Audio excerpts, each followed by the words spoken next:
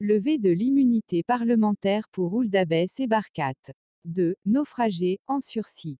Sénateurs du tiers présidentiel, ils ont aussi comme point commun d'être au cœur d'une affaire de détournement de deniers publics qui touche le ministère de la Solidarité nationale.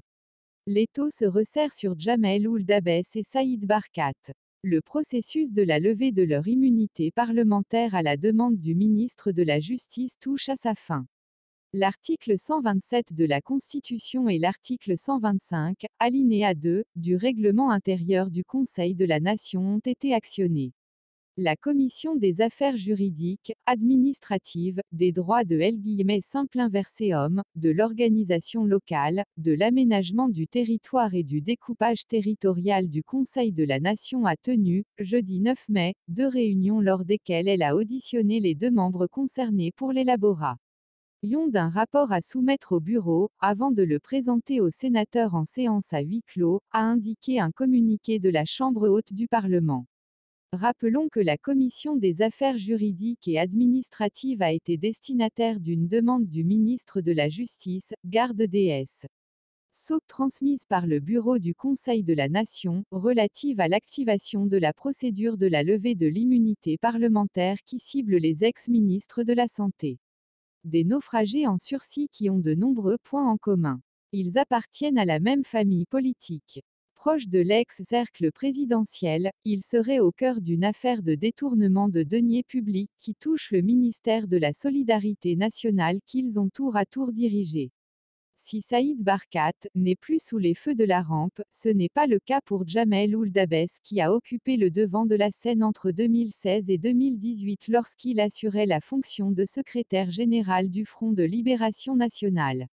Il fut notamment un ardent défenseur du 5e mandat auquel a dû renoncer l'ex-président de la République sous la pression exceptionnelle du mouvement populaire né des marches pacifiques du 22 février. Il s'est particulièrement distingué aussi par des sorties médiatiques virulentes contre ses adversaires politiques qui n'ont pas épargné certains membres de son propre camp. Il sera éjecté de la tête du parti au mois de novembre 2018 pour être remplacé par une instance dirigeante, présidée par Mouad Bouchareb qui sera à son tour poussé à la porte. Les 2 hommes auront à répondre devant la justice dans un contexte politique marqué par un Irak qui revendique la fin du système ainsi qu'une campagne anti-corruption qui bat son plein, 0.